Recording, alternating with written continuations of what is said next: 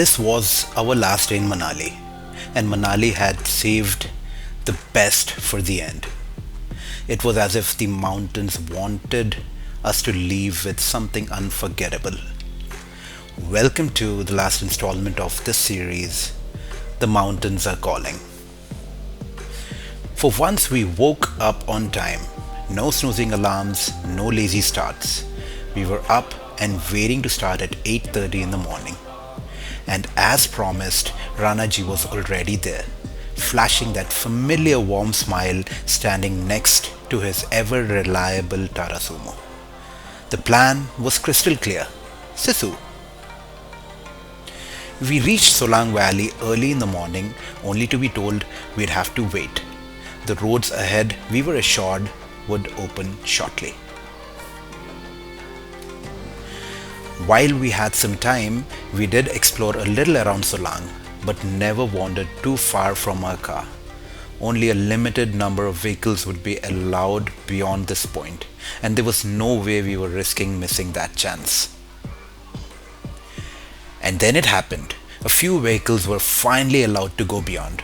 Without wasting a second, Rana Ji rushed towards us, waving with urgency.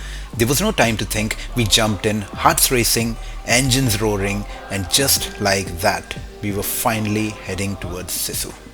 Rana Ji again reminded us of the Fagli festival and that we are not allowed to get down from the car. This is when the landscape truly began to change.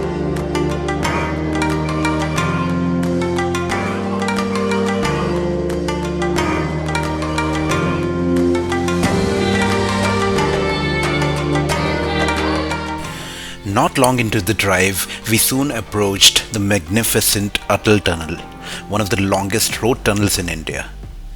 Driving into it felt like entering the heart of the mountains. Spanning over 9 kilometers, this engineering marvel connects Manali to Lahore and Spiti Valley. We knew something magical awaited us on the other side. The tunnel ended and it felt like we had entered a completely different world. I mean, almost 90% of what we could see was just white. Snow-covered mountains, snow-covered trees. It was surreal. It was like stepping into a dreamland painted in shades of white.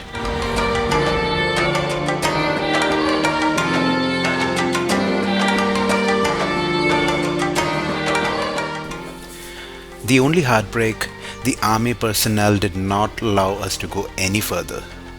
We had to turn back without actually setting foot in the Sissu village we had dreamt of for days. With heavy hearts, we began our journey back, but just around 5 kilometers after crossing the Atal Tunnel, as if Manali had one last surprise for us, we stumbled upon a hidden gem, Dundhi Valley, remote, untouched, and stunning beyond words. There were no restrictions here, just endless beauty. So I'll stop talking for a bit and let these breathtaking visuals of Dundhi Valley speak for themselves.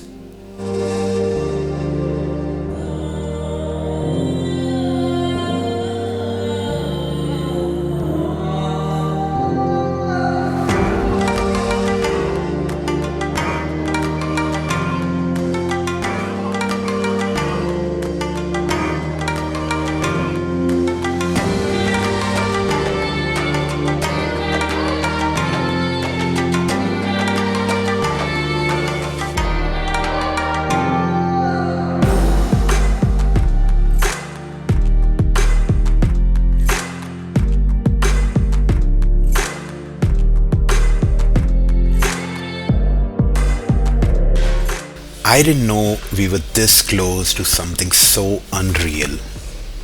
It's funny how a day that began with a heartbreak, not being allowed to step into Sissu, turned into one of those stories we'll tell again and again. We were dropped back at our stay, and as the sun dipped behind the hills, we wandered around in silence, trying to soak in every last bit of Manali before we had to leave. The next morning, we were heading to Delhi and then flying back home to Hyderabad. This trip, in short, was nothing less than pure magic. From witnessing snowfall for the first time in Narkanda Shimla to standing in awe at the untouched beauty of Majhaj village high up in the Manali mountains. From a calm, soulful day spent in the quiet corners of Sethan to screaming through the skies in Dobhi while paragliding, conquering our fears we never thought we'd face. And finally, even though Sissu didn't welcome us fully, the journey gifted us something better. A hidden world called Dundhi Valley where time seemed to stop and everything around us was wrapped in white silence. We came looking for snow, but we found stories. Stories of friendship, of courage, of wonder, of everything that makes a trip unforgettable.